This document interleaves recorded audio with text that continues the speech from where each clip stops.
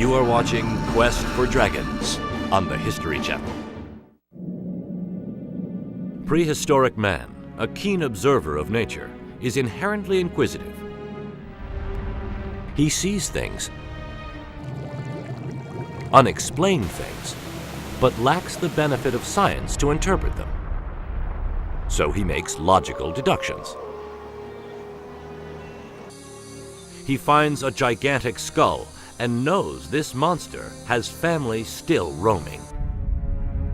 And he finds terrifying evidence that these creatures are close by. Well, remember the bones you saw at the Institute? Those represent a dead animal, where an animal died.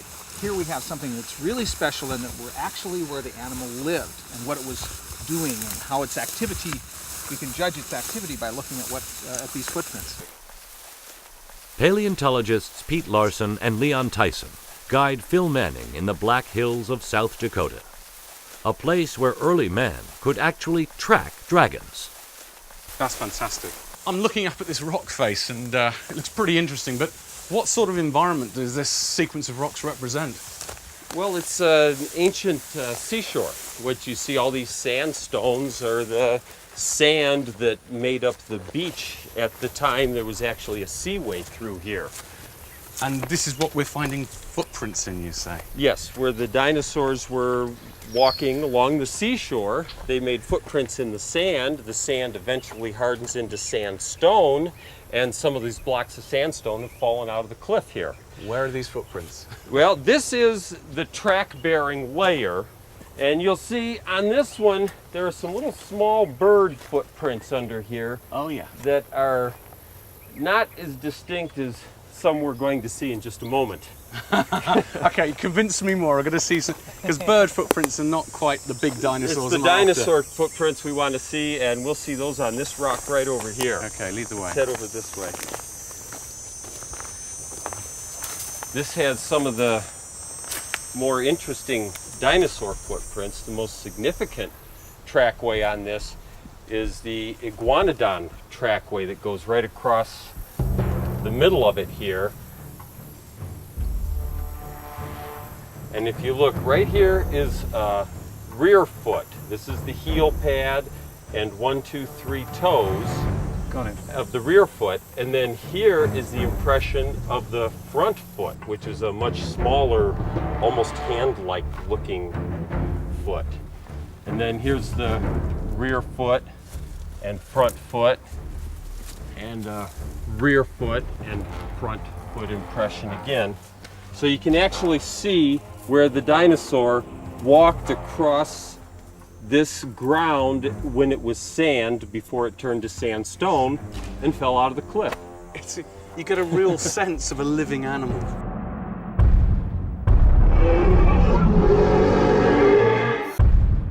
These tracks have been visible for hundreds of thousands of years. The hunters and gatherers of long ago see them just as we do today. You can only wonder what they must have thought. What kind of animal was so big and so monstrous that it could leave footprints in solid rock?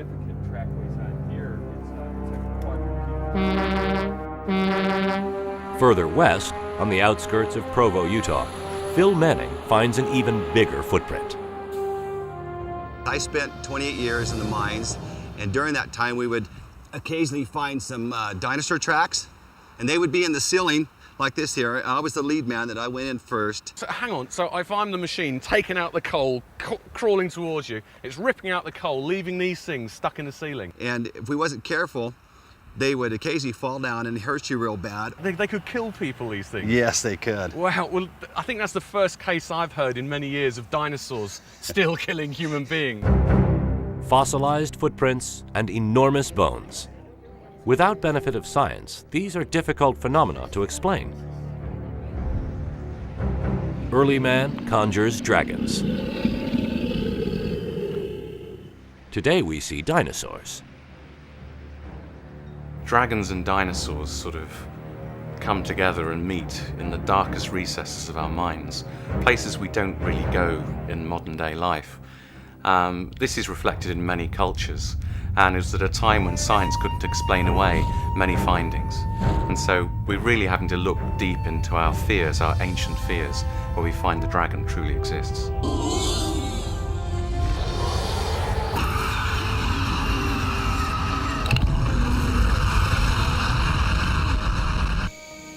Since dragons embody some of our deepest fears, it's not surprising that fire is associated with dragons.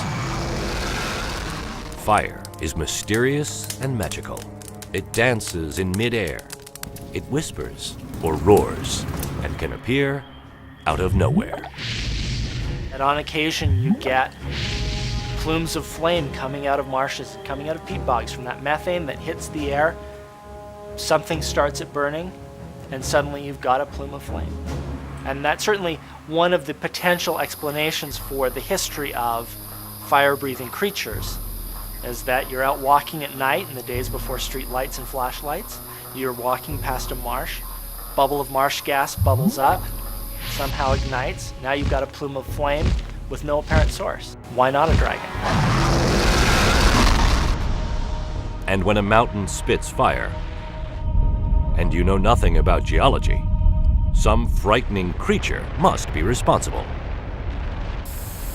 I think a lot of early peoples have thought of volcanoes as basically the lair of some dragon, some monster, and the occasional sort of fire or smoke that comes from a volcano is basically the dragon breathing out fire. So in a sense, a volcano is a monster, and in some ways embedded inside that volcano is a monster that's now sort of rock, or in some funny way that rock monster is still alive and producing its fire. Melting rock may no longer terrify us, but we haven't outgrown another fear. A fear so primordial, it still makes us tremble in the night.